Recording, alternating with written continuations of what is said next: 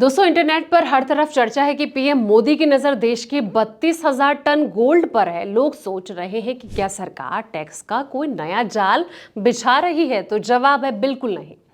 असल में बात तो यह है कि हम हर साल विदेशों से हजारों टन नया सोना खरीदते हैं, जिससे कि हमारा रुपए कमजोर होता है। मोदी जी का प्लान सिंपल है, नया सोना खरीदने के बजाय घरों में पड़े पुराने और टूटे फूटे सोने को रिसाइकिल करें।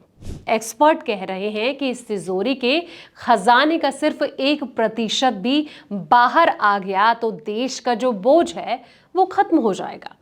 आज के इस वीडियो में हम समझेंगे कि सरकार का ये जो गोल्डन मास्टर प्लान है वो कैसे काम करेगा और इससे आपको क्या फायदा होने वाला है। तो इस वीडियो को आप एंड तक जरूर देखें। नमस्कार, मैं हूं आपके साथ संध्या बिष्ट और आप देख रहे हैं द इकोनॉमिक टाइम्स हिंदी।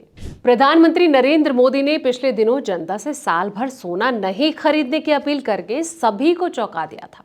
सरकार का तर्क था दोस्तों कि सोने की बढ़ती खपत से देश का जो आयात बिल है वो काफी बढ़ रहा है और विदेशी मुद्रा भंडार पर दबाव पड़ रहा है। और इस अपील का कितना असर हुआ या फिर होगा ये तो नहीं पता चला, लेकिन सरकार ने सोने की वजह से आयात बिल पर पड़ने वाला जो बोझ है इसको कम करने का दूसरा प्लान बना लिया है।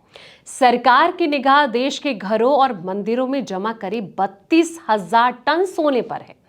उनका ये मानना है कि इसमें से अगर 1% सोना भी हर साल बाजार में आ जाए तो आयात बिल को 1/3 से ज्यादा कम किया जा सकता है। भारत में सोने की खरीद निवेश कम और जरूरत ज्यादा लगती है। त्योहार हो, शादी हो या फिर कोई भी फंक्शन हो, सोने के गहने खरीदना परंपरा से जुड़ा होता है दोस्तों। हालांकि हर साल गोल्ड की जो ये खरीद है वो धीरे धीरे उसके पास ऐसे गोल्ड का भंडार तैयार कर देती है जिसका लंबे समय तक कोई इस्तेमाल यानी कि कोई यूज ही नहीं होता है। पीएम मोदी ने भी अपनी अपील में इसी तरह का जो इशारा है वो किया था कि लोग जो हैं वो विदेश से नया सोना आयात करने के बजाय जो है घरों में जो कैद सोने को ही बाजार में लाएं और इसे रिसाइकिल कराएं। देश में कितना है सोने का भंडार, ये सवाल अक्सर उठता रहता है कि हमारे पास कितना सोना है। तो गोल्ड इंडस्ट्री से जुड़े एक्सपर्ट ये मान रहे हैं कि भारतीय घरों में करीब 30 से 32,000 टन सोने का भंडार है, जिसकी कीमत $3.8 ट्रिलियन के आसपास है। और ये जो आंकड़ा है कई देशों की जीडीपी से ज्यादा है। और कुछ एक्सपर्ट तो दावा करें कि जो आंकड़ा है 35,000 टन तक जा सकता है। और इसमें से ज़्यादातर सोने का जो भंडार है वो बैंक लॉकर्स, अलमीरा, तिजोरियों में भरा हुआ है। और अगर इसमें से छोटा हिस्सा भी इकोनॉमी में वापस आ जाए तो इसका बड़ा असर पड़ेगा। सरकार की मंशा भी यही है कि इस सोने को वापस जो है वो सिस्टम में लाया जाए। अब सवाल ये कि आखिर गोल्ड रिसाइकलिंग क्या है? दोस्तों, ये बात तो समझ में आती है कि सरकार की मंशा गोल्ड रिसाइकलिंग करने की है, लेकिन ये काम होगा कैसे और इसका फायदा क्या होगा? गोल्ड रिसाइकलिंग का मतलब क्या है? पुराने या फिर टूटे गहने, सिक्के, बार उद्योगों के स्क्रैप और साथ ही इलेक्ट्रॉनिक प्रोडक्ट में इस्तेमाल किए गए सोने को वापस रिफाइन करके शुद्ध सोने में बदलना।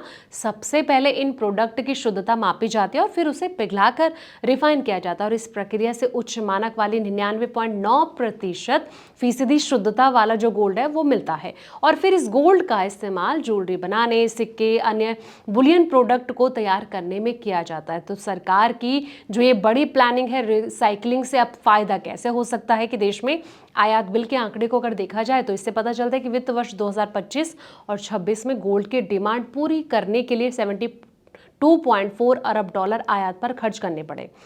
बाजार के एक्सपर्ट ये मान रहे हैं कि अगर देश में मौजूदा गोल्ड के भंडार में 1% भी बाजार में वापस आ जाए तो आयात जो है वो 30% से ज़्यादा कम किया जा सकता है। और हर कदम से 300 टन सोने को हर साल वापस सिस्टम में लाया जा सकता है।